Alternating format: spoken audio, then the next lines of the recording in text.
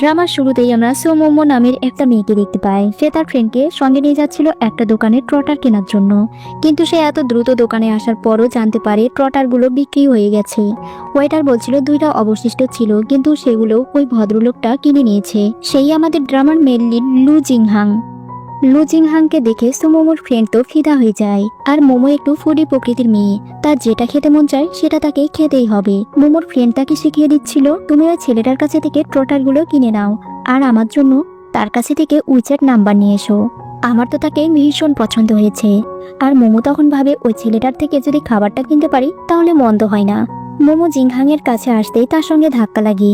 আমি কি আপনার খাবার কিনতে পারি? এই কথার পরিবর্তে সে বলে দেয়, আপনি কি এগুলো বিক্রি করছেন? আর এই কথা শোনার পর সেখানকার সবাই তো অবাক হয়ে গিয়েছিল, আর মোমো লজ্জা পেয়ে গিয়েছিল। তখন সে এমন ভাবে মাথা নত করে সরি চাইছিল, যাতে তার মাথাটা তোলার সময় জিংহাং এর হাতে থাকা ফোনটা এবং তার নিজের ফোনটাও ধাক্কা লেগে একসঙ্গে পড়ে যায়। নিজের করা এমন ভুল কর্মকাণ্ডের জন্য মোমো তো লজ্জা পাচ্ছিল এবং আনইজি ফিল করছিল।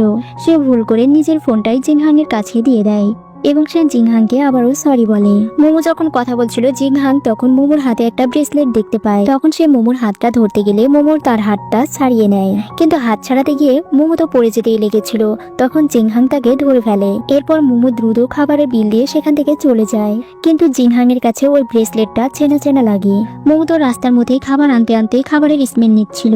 তখন তার ফ্রেন্ড তাকে এসে বলে, তুমি কি ওই ছেলেটার কাছে থেকে উইচ্যাট নাম্বার নিয়ে এসেছো? মোমো তখন বলছিল, ওই ছেলেটা তেমন ভালো না, এর থেকে আমরা সুন্দর সুন্দর ছেলের সাথে তোমার পরিচয় করিয়ে দেবো। তারা দুই ফ্রেন্ড মিলে যখন খুনসুটি করছিল, তখন মোমোর ফোনে একটা কল আসে। মোমো তো তখন ভেবেছিল এটা হয়তো তারই ফোন এবং তার মা তাকে ফোন করেছে। ইনি হচ্ছেন জিংহাং এর মা। জিংহাংকে তিনি ফোন করেছিলেন, কিন্তু ফোনে তিনি মেয়েদের কণ্ঠ শুনতে পান। তখন তিনি ভাবছিল এতদিনই তাহলে আমার ছেলের সুবুদ্ধি উদয় হয়েছে। মোমো জিংহাং এর মাকে তার মা ভেবে বলছিল, আমাদের কেনাকাটা শেষ, একটু পরেই ফিরে আসছি। আর জিংহাং এর মা তো ভাবছিল জিংহাং হয়তো গার্লফ্রেন্ড বানিয়েছে, তাই তিনি বলছিল আমি তোমাদের জন্য গাড়ি পাঠিয়ে দেবো। রাস্তায় সে যখন ট্যাক্সির জন্য ওয়েট করছিল, তখন তার সামনে একটা কার গাড়ি আসে এবং তাকে গাড়িতে উঠে বসতে বলা হয়। মোমো তখন তার ফ্রেন্ডকে বলছিল, ট্যাক্সি ছেড়ে এখন ভাড়া কাটানোর জন্য বিলাসবহুল কারও ব্যবহার করছে মানুষ, তাই সে কারেই উঠে পড়ে। রাস্তায় সে ঘুমিয়ে পড়ায় সে বুঝতেই তো পারছিল না তাকে কোথায় নিয়ে যাওয়া হচ্ছে। এমনকি গাড়ি থেকে নামার পরও তার ঘুমের ঘোর কাটেনি। সে জিংহাংকে সামনে দেখে ভাবছিল সে হয়তো স্বপ্ন দেখছে, তাই জিংহাং এর গালে সে চিমটি কাটছিল। কিন্তু জিংহাং যখন হঠাৎ করে কথা বলে, তখন মোমোর সেন্স ফিরে আসে। তখন মোমো বুঝতে পারি এটা স্বপ্ন নয়, সত্য। সে জিংহাংকে বলছিল, তুমি এখানে কেন? জিংহাং তখন বলে, এটা তো আমার বাসা, তুমি এখানে কেন? মোমো তখন বলে, সরি, তাহলে আমি ভুল ঠিকানায় চলে এসেছি, আমি এখন চলে যেতে চাই। জিংহাং তখন মোমোর ফোনটা ফিরে দেয়, কিন্তু একটু পরে আবারও তার হাত থেকে ফোনটা নিয়ে নেয়। আর মোমো তখন জিংহাং এর কাছে থেকে তার ফোনটা নেওয়ার চেষ্টা করে। জিংহাং ফোনটা রেখেছিল কারণ সে মোমোকে এখন যেতে দিতে চায় না। একটু পরে জিংহাং এর মা বেরিয়ে আসে। জিংহাং এর মা তো তাদের দুজনকে একসঙ্গে দেখে খুশি হয় এবং ভেতরে যেতে বলছিল। আর মোমো বলছিল সে বাসায় ফিরে যাবে, কিন্তু জিংহাং তাকে বলছিল, আমার মা ভেবেছে তুমি আমার গার্লফ্রেন্ড, তাই তোমাকে এখন আমার গার্লফ্রেন্ড সাজার ভান করতে হবে। মোমো যখন কিছুতেই ভেতরে যেতে চাচ্ছিল না, জিংহাং তখন তাকে খাবারের লোভ দেখায়। সে বলে তাদের জন্য তার মা অনেক মজার মজার খাবার রান্না করেছে। মোমো তখন বলছিল, আমি না খেয়ে মরে গেলেও তোমার খাবার খাবো না। কিন্তু মোমো তখনই পেটে ক্ষুধা অনুভব করে এবং জিংহাং এর সঙ্গে তাদের বাসায় প্রবেশ করে। এখানে অনেক মজার মজার খাবার পেয়ে মোমো তো গপ গপ করে খেয়েই যাচ্ছিল।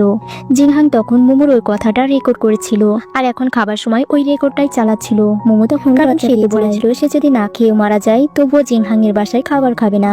মোমো জিংহাংকে বলছিল ওই রেকর্ডটা ডিলিট করে দিতে, কিন্তু জিংহাং ওই রেকর্ডটা ডিলিট করতে চাচ্ছিল না।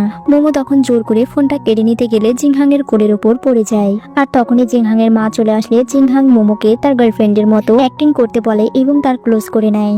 মোমো এতে কিছুটা আনইজি ফিল করলেও কিছু করার থাকে না। জিংহাং যখন মোমোকে রাখতে যাচ্ছিল, জিংহাং তখন মোমোকে বলে, আজকের জন্য তো তুমি আমার ওয়াইফ, তুমি চলে যাচ্ছ, একবার আমাকে হাগ করবে না? মোমো তখন পাল্টা উত্তর দেয়, মনে করো আমাদের ডিভোর্স হয়ে গেছে এখন। এরপর মোমো যখন বাসায় ফিরে আসে, তার মা তার হাতে একটা অ্যাপয়েন্টমেন্ট দিয়ে বলে, তোমার তো ঘাড় ব্যথা করছে, আর এই জন্য আমি একটা ডক্টরের কাছে থেকে অ্যাপয়েন্টমেন্ট নিয়ে রেখেছি, তুমি খুব শীঘ্রই ওই ডক্টরের সঙ্গে দেখা করো। মোমো তখন তার ফ্রেন্ডকে সঙ্গে নিয়ে ডক্টরের কাছে আসে। মোমোর ফ্রেন্ড তাকে আগে বলে দিচ্ছিল ডক্টর যদি সুন্দর হয় তাহলে মোমো যেন তার ফ্রেন্ডের সঙ্গে যোগাযোগ করার ব্যবস্থা করে দেয়। মোমো নার্সকে ওই অ্যাপয়েন্টমেন্ট দেখে বলছিল ডক্টর লুয়ের চেম্বারটা কোন দিকে। একটু পরে মোমো ডক্টর লুকে দেখতে পায়, কিন্তু তিনি মাস্ক পরা অবস্থায় ছিলেন। মোমো তো ডক্টরের হাতে ইনজেকশন দেখে ভয় পাচ্ছিল। সে বলছিল আমি আর ট্রিটমেন্ট করাতে চাই না। নার্স তো এই কথা শুনে অবাক হয়। মোমো কল্পনা করছিল ওই ডক্টর মোমোকে জোর করে ইনজেকশন দিতে আসছে। এটা ভাবার পর সে তো বলে এখান থেকে চলেই যাবে, কিন্তু তার ফ্রেন্ড বলছিল এই সুন্দর ডক্টরের সঙ্গে যোগাযোগ না করে আমি যাব না। মোমো তখন তার ফ্রেন্ডকে বলে এর থেকেও আরো সুন্দর ছেলের সঙ্গে তোমার পরিচয় করিয়ে দেবো, তুমি এখন চলো প্লিজ। মোমো চলে যেতে লাগে আর ডক্টর লু তাকে পেছন থেকে ডাকে। মোমো তখন ডক্টর লুকে তার ঘাড়টা নাড়িয়ে বলছিল আমি এখন ঠিক আছি, কিন্তু তখনও সে ঘাড়ে খুব ব্যথা অনুভব করছিল। ডক্টর লু তখন তাকে ভয় দেখিয়ে বলছিল তুমি যদি তোমার ঘাড়ের ব্যথার ট্রিটমেন্ট না করো তাহলে তোমার কোমরের নিচে থেকে পা পর্যন্ত সব অবশ হয়ে যাবে, আর যদিও রোগটা সেরে যায় তবুও তোমার মুখে তখন লালা ঝরবে। এরপরেও যদি তুমি ট্রিটমেন্ট না করাতে চাও তাহলে তুমি যেতে পারো। মোমো তো এই কথাগুলো শোনার পর মনে অনেক সাহস সঞ্চার করে। এরপর সে বলেই ফেলে যে সে ট্রিটমেন্ট করাতে চায়। ডক্টর লু মোমোকে একাই রুমের মধ্যে নেয় এবং তার ঘাড় মেসেজ করে দিচ্ছিল। মেসেজ করে দেওয়ার পর ডক্টর লু বলে তোমার প্রবলেমটা একটু বেশি, তাই আজকের পর থেকে তোমাকে প্রতিদিন মেসেজ করে নিতে আসতে হবে। নার্স তো তখন কিছুই বুঝতে পারছিল না যে এই সামান্য ব্যথার কারণে প্রতিদিন মেসেজ করার কি আছে। নার্স ডক্টর লুকে কিছু বলতে গেলে ডক্টর লু তাকে চুপ করিয়ে দেয়। মোমো যখন চলে যাচ্ছিল ঠিক তখনই একটা ডক্টর এসে ডক্টর লুকে লু জিংহাং বলে রাখে। মোমোর তখন সন্দেহ হলে সে নেম প্লেটের দিকে তাকিয়ে দেখে লু জিংহাং নাম লেখা ছিল। তখন সে তো একটু রেগে গিয়ে বলছিল তুমি এখানে। এরপর লু জিংহাং তার মাস্কটা খুলে ফেলে। মোমোর ফ্রেন্ড তো বলছিল তুমি তো সেদিনের ওই ছেলেটা। এরপর লু জিংহাং বলছিল তোমার আরো কিছু ট্রিটমেন্ট দেওয়া বাকি আছে আর তোমার সঙ্গে আলাদা কথা বলতে হবে। তখন মোমোকে সে আবারও তার চেম্বারে ডেকে নেয়, কিন্তু মোমো তো একা একা রুমে যেতে ভয় পাচ্ছিল। লু জিংহাং রুমের মধ্যে ঢুকে তার কোটটা খুলে ফেলে। মোমো তখন অন্য কিছু কল্পনা করে ভয় পাচ্ছিল। লু জিংহাং এবার তো তাকে খুব ভালো করেই মেসেজ করে দেয়। আর মোমোর ফ্রেন্ড বাইরে থেকে ভাবছিল আমার ফ্রেন্ডের জন্য এইটুকু না হলে সারপ্রাইজ আমি করতেই পারি। মেসেজ শেষ হলে মোমো এমন ভাবে রুম থেকে বের হয় যেন তাকে জোর করে আটকে রাখা হয়েছিল। লু জিংহাং এবার তার থেকে উইচ্যাট নাম্বারটা নেয়। মোমো যখন চলে যাচ্ছিল জিংহাং তার হাতের দিকে তাকিয়ে বলে এই ব্রেসলেটটা তোমাকে কে দিয়েছে? মোমো তখন বলে আমার লাইফের কোনো গুরুত্বপূর্ণ ব্যক্তি এটা আমাকে দিয়েছে। এরপর ফ্ল্যাশব্যাক দেখানো হয় জিংহাং এবং মোমো তারা দুজনে যখন ছোট ছিল জিংহাং মোমোকে এই ব্রেসলেটটা গিফট করেছিল। মোমো একটা অন্ধকার ঘরে আটকা পড়েছিল আর জিংহাং তখন মোমোকে বাঁচাতে আসে। ওর ব্রেসলেটটি দেখে জিংহাং মোমোকে চিনতে পারলেও মোমো তাকে চিনতে পারে না। মোমো আসলে এসব কিছু স্বপ্নই দেখছিল। এটা দেখে তার ঘুম ভেঙে গেলে তার ফ্রেন্ড তাকে এসে বলে আগামীকাল রেন্ডি হসপিটাল থেকে প্রফেসর লু বক্তৃতা দিতে আসছেন, মনে হচ্ছে তিনি তোমার ইন্টারভিউ নেবে, কিন্তু আমি শুনেছি সে একটু অদ্ভুত রকমের মানুষ। মোমো তখন বলে আমার ছোটবেলা থেকে স্বপ্ন আমি রেন্ডি হসপিটালে জব করব, আর যে করে হোক এটা আমাকে পেতেই হবে। এরপর মোমো ভাইবা প্রস্তুতির ক্লাসে আসে। সেখানে আসার পর সে জিংহাংকে দেখতে পায়। জিংহাং মোমোকে দেখে বলে তুমি এখানে কেন? মোমো তখন বলে তুমি এত বয়স্ক, তুমি আসতে পারো, তাহলে আমি কেন আসতে পারবো না? জিংহাং তখন বলছিল আমাকে দেখে তোমার বয়স্ক মনে হয়। মোমো তখন জিংহাং এর দিকে ঝুঁকে আস্তে করে বলে তুমি চিন্তা করো না, তুমি যে এখানে গোপনে ক্লাস শুনতে এসেছো আমি কাউকে বলবো না। জিংহাং তো এই কথা শুনে মজা নিচ্ছিল। মোমো জিংহাংকে জিজ্ঞেস করছিল তুমি তো রেন্ডি হসপিটালে জব করো, তুমি কি প্রফেসর লুকে চিনো?